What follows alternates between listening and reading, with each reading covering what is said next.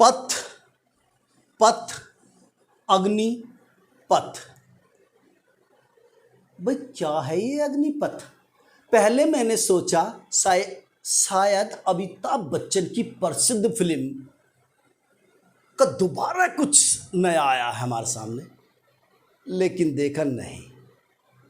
फिर मैंने देखा कि शायद चाइना या पाकिस्तान को हराने का कोई फॉर्मूला हमारी सरकार ने सोचा है। साथियों, खोदा पहाड़ और लकड़ी अभी तक चुइयां भी नहीं। मेरी समझ में ही नहीं आ रहा अभी तक भी कि इस योजना को लाने के पीछे सरकार का आखिर उद्देश्य क्या है। आइए विश्लेषण करते हैं कि क्या है इस योजना में फायदा या घाटा। चलिए सरकार की नजर से देखने की बात करते हैं। सरकार कहती है कि इस योजना को हम भारतीय युवाओं के लिए लाए हैं, जो युवा ये चाहते हैं कि कम समय के लिए हमें सेना में जाना है और उसके बाद हमें अपनी लाइफ को दूसरी तरह से जीना है। एक बात। दूसरी तरफ पर सरकार ये कहती है कि ये योजना हम उनके लिए लाए हैं जो ये चाहते हैं कि हमें चाइना को हराना है, पाकिस्तान को हराना है, और इन हराने के लिए एक युवा शक्ति की जरूरत है। युवा और युवा की परिभाषा देख ले, 21 साल से 26 साल तक है, 21 साल तक 26 साल तक के युवा को केवल युवा मानना है इस सरकार ने।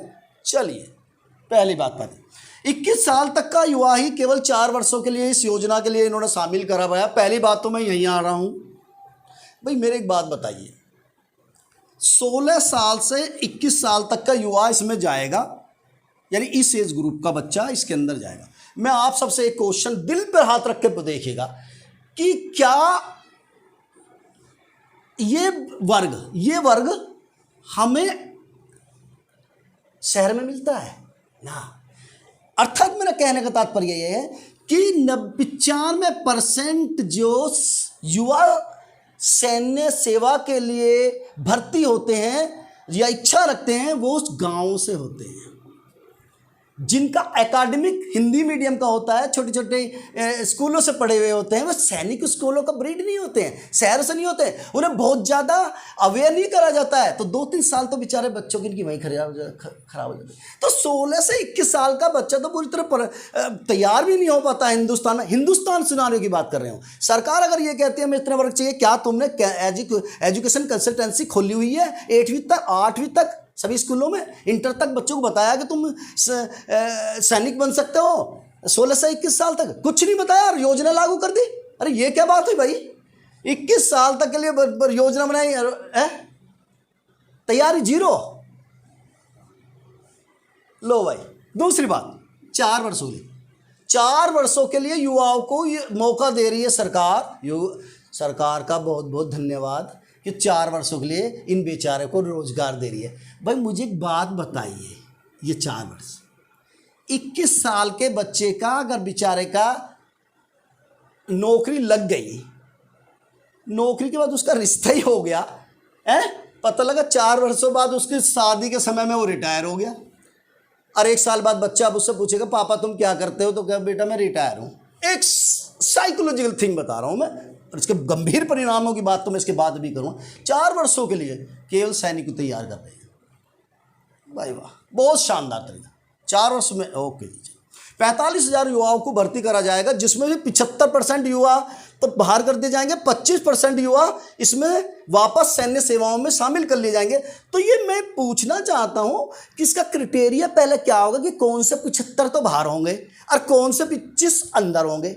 चलो पहले हम 25 जो अंदर होंगे उनकी बात कर लेते हैं। चलो जो 25 हैं वो आपने अंदर करने से पहले उनकी क्या साइकोलॉजिकल स्थिति बना दी होगी आपने? वे सैनिक बने हुए होंगे, वे मानसिक रूप से कमजोर व्यक्ति बना दिए हैं आपने। अगर ये सैनिक आप बनाना चाह रहे हो, उनके 4 साल सैन्य सेवाओं की तैयारी में निकलेंगे, बल्कि इस बात में निकलेंगे कि किस तरह से वो अपनी नौकरी बचाएं। वे पाकिस्तान और चीन से लड़ने के लिए तैयार नहीं कर रहे हो, आप उन्हें तैयार कर रहे हो अपनी नौकरी को बचाने के लिए।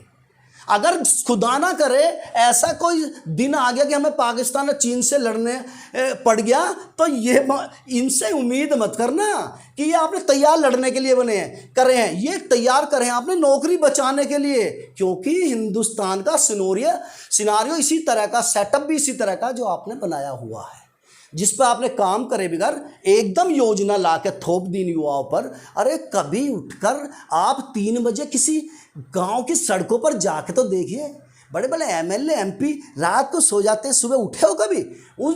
उन पगडंडियों पर देखिए हजारों युवा, मैं जिन कॉलेजों से जुड़ा हूँ मैंने देखा, मेरे बच्चे हैं वहाँ, हजारों युवा सुबह 3 बजे उठकर तकड़ी 10-10 15-15 किलोमीटर दौड़ लगाते हैं, इतनी मेहनत करते हैं। पूछा उनसे क्यों? भारत में वे सेवा करना चाहते हैं, सैन्य सेवा करना चाहते हैं, पाकिस्तान से लड़ना चाहते हैं, चीन को हराना चाहते हैं। इस तरह की इच्छा उन बच्चों की है। वो क्या केवल 4 साल के लिए बनाने वाले आप? बहुत गलत बात, आगे बात करेंगे। चलिए, सरकार कहती है चलो 75% है, जो 75% ना बाहर कर देंगे उन्हें हम कभी बुला भी सकते हैं। बहुत एहसान, मैं खुद सरकार को चिट्ठी लिख के इसके लिए धन्यवाद दूंगा कि चलो आपने एक एहसान कर दिया, उन्हें बुला भी लेंगे। अरे 75% लोग मानसिक रूप से तो विक्षिप्त हो गए होंगे, कितने माइग्रेन डिप्रेशन में आ जाएंगे। मैं बताऊं, युवा भी 26 साल का हुआ है वो बेरोजगार होगा। 12 लाख रुपए दे रहे हो आप कहते हम 12 लाख रुपए दे रहे हैं उन्हें, इस वजह में चलो कुछ भी कर लेंगे। अरे 12 लाख में आप एक प्लॉट तो खरीद के दिखाइए छोटे से शहर में। क्या कभी आपने महसूस करा है कि 12 लाख की क्या कीमत है आज? महंगाई देखिए आपने कहाँ तक बढ़ गई है। अरे 12 लाख तो उसके बेचारे के बच्चे के आते आते ख़त्म हो जाएंगे। वो एक अच्छा सैनिक होने के बावजूद विक्षिप्त मनुष्य बन जाएगा और इस समाज के लिए अभिशाप भी बन सकता है। और मैं आपको सचेत कर देना चाहता हूं, अगर एक ऐसा वर्ग खड़ा हो गया जो 75% इकट्ठे होते रहे और हथियार चलाना जानते हो, तुम्हारे खिलाफ भी किसी दिन खड़े हो सकते हैं। इसलिए ये केवल सैनिक, ये मत सोचिए कि तुम जो सैनिक तुम न छोड़ दिए हैं वो किसी अपने आप गुजारा कर लेंगे। अगर वो गुजारा ना कर सके तुम्हारे खिलाफ भी हथियार उठा सकते हैं, हमारे खिलाफ भी हथियार उठा सकते हैं, या किसी के खिलाफ भी कर सकते हैं। यानी जितने असामाजिक कार्य में दूसरे लोग लिप्त हैं उसमें हो सकता है सैनिक लोग। तीसरी बात, बड़ी बात कर, कहाँ जाएंगे ये बच्चे? उसके बाद किसी बैंक के बाहर बैठ के गार्ड की नौकरी करेंगे। 26 साल का युवा गार्ड की नौकरी करेगा क्या? गलत बात। आप कहते हैं चाइना में इस तरह का फार्मूला है, रशिया में इस तरह का फार्मूला है। क्या कभी आपने ग्रास रूट पर यह देखा कि चाइना और रशिया में क्या? रशिया इतना बड़ा महान देश बन गया तो देखिए यूक्रेन को 2 महीने में यूक्रेन जैसे छोटे देश को न रहा है। अगर कंपैरिजन करिए यूक्रेन युद्ध का रशिया युद्ध के साथ, यूक्रेन का बच्चा लड़ रहा है, महिला लड़ रही है, युवा लड़ रहा है। मैं फिर बता देना चाहता हूँ साथियों, युद्ध न जाति से लड़ा जाता है, न धर्म से लड़ा जाता है, न उम्र से लड़ा जाता है। युद्ध हमेशा जज्बातों से लड़ा जाता है, जोश से लड़ा जाता है। मैं आज मान लीजिए 40 साल का व्यक्ति हूँ, 45 साल का व्यक्ति हूँ, क्या भारत को मेरी जरूरत? तो मैं नहीं लड़ सकता क्या? लेकिन मेरा दुर्भाग्य, मैं पेन चलाना जानता हूँ, बंदूक चलाना जानता। अरे वो 26 साल का युवा जो तुमने तैयार करा है वो 30 साल तक का बेकार हो जाएगा, 30-35 साल तक बेकार। अरे क्या सोच के केवल 4 वर्ष है, क्या सोच के 4 साल? अरे देश का 70-70 साल का व्यक्ति भी लड़ने के लिए तैयार होता है, वो देश युद्ध जीतते हैं। कह रहे जी हमें पेंशन भत्ते से पैसा बचाना तो इतने बड़े एमएलए एमपी की इतनी बड़ी तो आप लोगों ने पेंशन बना रखी है। 50-50 गाड़ियां लेके घूमते हैं ये लोग, बड़ी कोठियों में रहते हैं, 40-40 नौकर रखते हैं। मुझे बताइए इनके संसाधनों में कमी करने का क्या सोचा है आपने? इन युवाओं का रोजगार छीनने के पीछे आ गए आप। बहुत गलत बात है, मैं पूरी तरह से विरोध करता हूं। पूरी योजना बिल्कुल गलत है और इस योजना ना केवल बच्चों के लिए बल्कि आने वाले भविष्य, भारत के भविष्य के लिए खतरनाक होने वाली है। क्योंकि भविष्य में हमें युद्ध जो लड़ने हैं वो चाइना से लड़ने हैं, हम सब जानते हैं। और चाइना से युद्ध हम ऐसे नहीं लड़ सकते। अगर हमने अपना सैनिक ही मानसिक रूप से कमजोर बना दिया, उसके पास सामाजिक सुरक्षा नहीं है, उसके पास आर्थिक सुरक्षा नहीं है, उसके पास जवाबदेही नहीं है, वो जगह जगह भटकता फिर रहा अपनी डेफिनेशन देने के लिए 4 साल नौकरी करने के बाद वो ये कहेगा मैं सैनिक था। अरे कभी समझने की कोशिश कीजिए, जब भारत में 60 साल बाद को रिटायर होता है उस पर भी बहुत ज़बरदस्त जोर पड़ता है, 60 साल बाद भी नौकरी करने के बाद भी। कभी सर्वे करिए ना इन लोगों का, देखिए आप कितने कष्टों में होते हैं ये लोग, और ये युवा कितने कष्टों में होगा जो 4 साल बाद ही नौकरी छोड़ दिया। कहाँ जाएगा ये? क्या कोई फॉर्मूला बनाया है आपने? क्या चीज़ कुछ है तो उसे प्रस्तुत कीजिए। आने वाले समय 8 राज्य जल रहे हैं आज, बिहार जल रहा है, यूपी जल रहा, पंजाब जल रहा, हरियाणा जल रहा, जम्मू कश्मीर जल रहा है, और खासकर हिंदी राज्य सारे जले पड़े हैं। तो युवा अगर परेशान है तो उसका समाधान ढूंढ के बताइए ना कि भाई ये समाधान है आपका, है? आप ये कहिए कि यदि 4 साल बाद 75% बच्चे अगर मान लो कुछ लोग, तो उनको पेंशन दी जाएगी, उसे पेंशन दीजिए, आधी पेंशन करिए आप, और उनके रोजगार के अवसर तलाश कीजिए। उनका कुछ कोई फॉर्मूला तो बनाइए, नहीं बनाइए, बल्कि मैं तो उस फॉर्मूले के भी खिलाफ हूँ। सही बात तो है, रिटायरमेंट शब्द गलत है। सैन्य सेवाओं में युवा जो बेचारे भर्ती के लिए तैयार कर रहे हैं, तरस रहे हैं, पूरी तरह मेहनत कर रहे हैं, उन्हीं की कुल्हाड़ी अगर आ रही है, कस दी गई है, गलत बात। आज भारत के लाखों गांवों में आप सुबह जाकर देखिए, हजारों युवा दौड़ते मिलेंगे, पसीने बहाते मिलेंगे। मैंने खुद लाइव देखा, बात करी है। उनके जज्बे के खिलाफ है पूरी की पूरी तरह अग्निपथ। अरे इस अग्निपथ पे मैं सोच रहा चाइना को चले आने की कोई स्कीम है, पाकिस्तान को झोंकने की कोई स्कीम है, आपने तो हमारे भारतीय युवाओं को झोंक दिया। अग्निपथ, अग्नि पे हमारे युवा चला दिया आपने।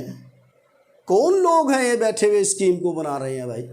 युवाओं की अगर तुम्हारा ये मानना है कि हमें अपनी सेना में अधिकतर युवाओं को भर्ती कर रखना है, या उस तरह की एक बिल्डअप करनी है सोसाइटी, सैन्य सोसाइटी, तो उसके लिए अलग योजनाएं बनाई जा सकती हैं। तुम्हारे बस की ना तो मुझे बताइए।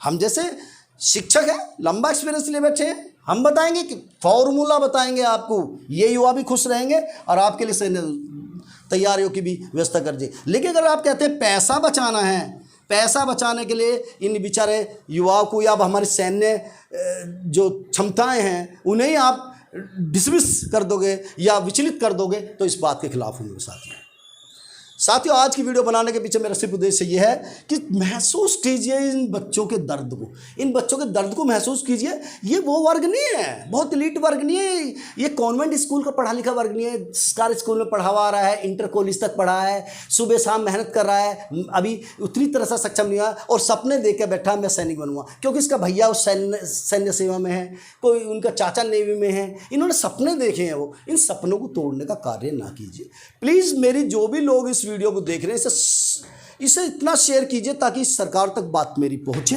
और इस बात के लिए पुख्ता इंतजाम किया जाए कि इस अग्निपथ परीक्षा को, यानी अग्निवीर वीर, मुझे अच्छा लग रहा शब्द भी कहने अभी, अरे हमारा सैन्य वैसी वीर है, अग्निवीर कहोगे ना आप? अरे ज्वालामुखी वीर है ये, अग्निवीर नहीं, ज्वालामुखी वीर, इधर अग्निवीर कह रहे हो। तो ये सब चीज़ों को बदलने की आवश्यकता है, इसलिए इस वीडियो को इतना भेजिए ताकि सरकार के नुमाइंदे तक पहुँचे और कुछ नई चीज़ इन बच्चों के लिए ले आए। और प्लीज़ प्लीज़ प्लीज़ फिर मैं कह रहा हूँ, जितनी जल्द से जल्द हो सके इस योजना को सरकार को वापस ले लेना चाहिए। बहुत खामियां हैं इसमें, मुझे छोटी वीडियो बनानी है ना, तो पूरी वीडियो में मैं पूरी की पूरी चीज़ खोल के था। सुरक्षा की भावना, सर युवा बेइज्जती, पता क्या कितनी चीज़ें इसमें प्रभावित होगी पूरे हिंदुस्तान का ढांचा। पूरी तरह से मैं पहले बता रहा हूँ, पूरी तरह हिंदुस्तान का ढांचा इसमें गड़बड़ा सकता है, क्योंकि सैन्य सेवाओं पर ही हमारा देश टिका है। ये वे सैनिक है जो पूरा घर बार, पत्नी पत्नी बच्चे छोड़ के बेचारे लद्दाख बॉर्डर पे पड़े हैं। क्या बीत रही होगी उन पे, सोच के देखिए। चाइना बॉर्डर पे पड़े हैं, पाकिस्तान बॉर्डर पे पड़े हैं, साल में 2-2 बार वो घर आते हैं, कितना पैसा मिलता है उन्हें। एक थोड़ा सी सुरक्षा की भावना था कि माँ मेरे पास सरकारी नौकरी है, मेरे पैसा है, मैं अपने बच्चों को पैसा भेज देता हूँ, समय पर वे बच्चे पढ़ लेते हैं, वे बच्चे समय पर ट्यूशन चले जाते हैं, समय पर शादी उनकी हो जाएगी, हैं, मेरी माँ बेचारी खुश है, मेरे माँ बापों की ये इज्जत है मेरे गांव में कि मेरा बेटा सैनिक है, मेरा बेटा उस फौज में है। अरे प्लीज़ इस चीज़ को उनसे ना छीनिए। और पुनः मेरा आपसे आग्रह है कि दोबारा आप इसका मंथन कीजिए, चिंतन कीजिए कि क्या वास्तव में उन युवाओं के साथ आप न्याय कर रहे हैं जो युवा सुबह 3 बजे उठकर इसकी तैयारी में कई सालों से लगे हैं। साथियों, अच्छी लगी हो मेरी ये वीडियो तो लाइक करना, मेरे चैनल देखते रहिए, देखो मेरे चश्मे से उसे सब्सक्राइब कीजिएगा। और प्लीज़ इस वीडियो को ज़रूर फैलाइए, ताकि ये जो बहरे लोग बैठे हुए हैं एसीओं में सोते हुए, जो ये लोग हैं जो पता नहीं एसी के कमरे में बैठकर कैसी कैसी योजना बना देते हैं, इन तक मेरी बात पहुंच सके। धन्यवाद, थैंक यू वेरी मच, खुश रहिए।